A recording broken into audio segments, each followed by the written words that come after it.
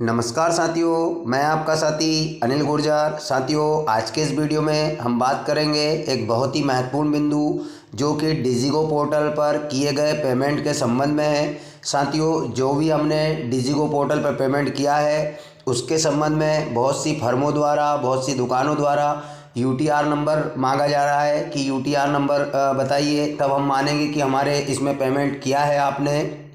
और साथियों, इसी के साथ में इसमें एक और बात है कि जब हमारे स्कूल का या हमारे इसका ऑडिट होगा तब भी हमसे इसका प्रिंट लगवाया जाएगा लेज़र में। तो साथियों, आज का ये वीडियो आप लोगों के लिए ख़ास होने वाला है कि हमें जो ऑडिट के समय कौन कौन सी चीज़ें डिजिगो पोर्टल पर किए गए पेमेंट के संबंध में लगने वाली है।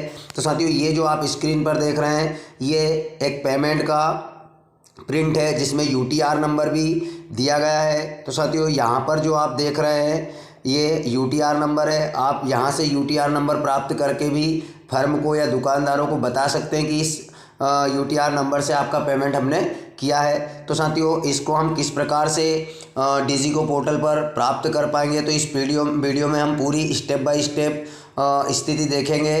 तो साथियों, आप बने रहें वीडियो में। जिन साथियों ने अभी तक मेरे चैनल को सब्सक्राइब नहीं किया है वो नीचे जो नए हैं उनके लिए रेड कलर में नीचे सब्सक्राइब लिखा दिखाई दे रहा होगा, उस पर क्लिक करके चैनल को सब्सक्राइब कर लीजिए ताकि इसी प्रकार के जानकारीपूर्ण वीडियो का नोटिफिकेशन आपको मिलता रहे। तो चलते हैं साथियों, हम कि किस प्रकार से यहाँ तक पहुँच पाएंगे।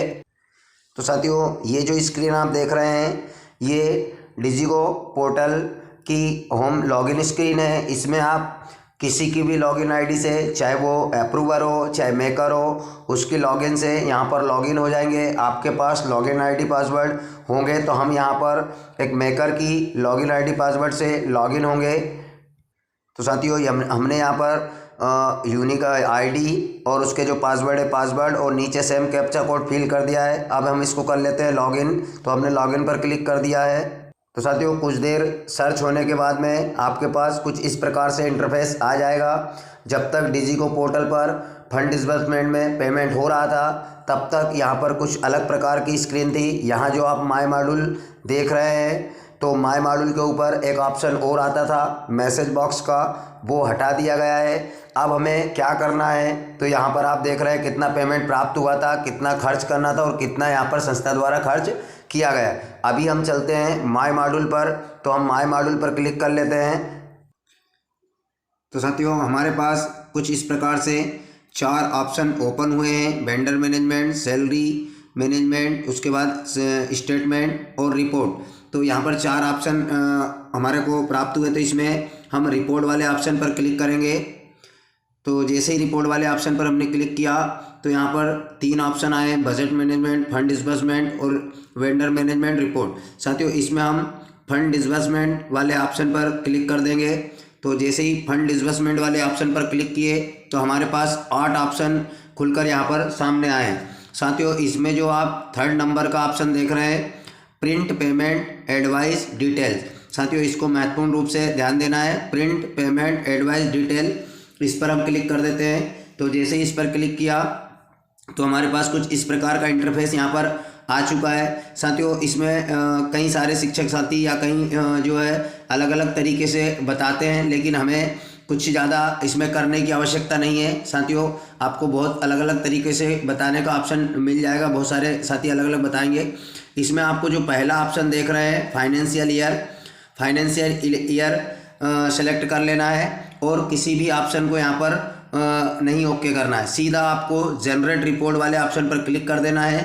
जैसे ही हमने जनरेट रिपोर्ट के ऑप्शन पर क्लिक किया तो हमारे पास जितने भी हमने पेमेंट किए हैं वो सारे पेमेंट यहाँ पर ओपन होकर आ चुके हैं। लेकिन साथियों, ये जो है वह ओरिजिनल प्रिंट नहीं है। इससे ये बात साबित नहीं होती है कि आपका पेमेंट जो है कब हुआ है और इसमें यूटीआर नंबर भी हमें प्राप्त नहीं होता है। साथियों, इसमें अब हमें क्या करना है, तो पर्टिकुलर आपको एक बिल के ऊपर, आपका जो भी बिल हो उस पर्टिकुलर एक बिल के ऊपर क्लिक करना है। जैसे कि हम पहला बिल यहाँ पर क्लिक कर देते हैं।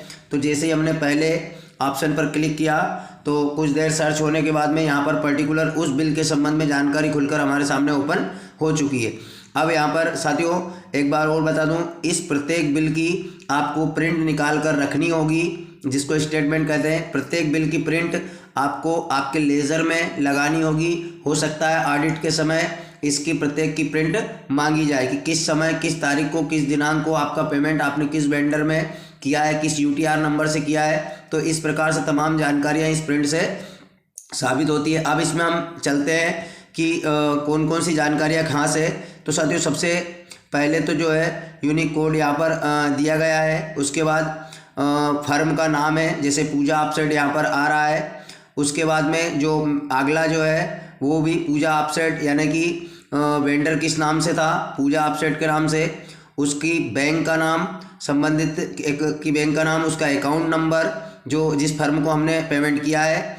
उसके बाद उसका आईएफएससी कोड, कितना पेमेंट किया है वह राशि, और उसके बाद में जो नेट अमाउंट आ रहा है वो भी उतना ही है, डिडक्शन इसमें हमने कुछ नहीं किया। अगला जो महत्वपूर्ण ऑप्शन है वह है यूटीआर नंबर का। साथियों यही जो ऑप्शन है जो आप देख रहे हैं उसको हाईलाइट किया गया है, ये जो ऑप्शन है वह यूटीआर नंबर का है। और इसका जो ट्रांजैक्शन हुआ है वो 23/3/2023 को इसका ट्रांजैक्शन हुआ है। इसका जो बिल लगाया गया था वो भी 23 तारीख को ही लगाया गया था और उसी दिन इसका पेमेंट हो गया था।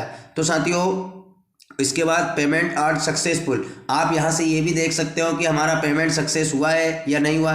तो इस प्रकार तमाम जो है हमारे द्वारा जो पेमेंट किए गए उनकी प्रिंट निकाल कर हमको इसको रखना होगी। साथियों इसका प्रिंट हम कैसे ले सकते हैं, तो इसमें नीचे देख रहे हैं आप, प्रिंट के लिए दो ऑप्शन है, एक एक्सेल है, एक पीडीएफ है।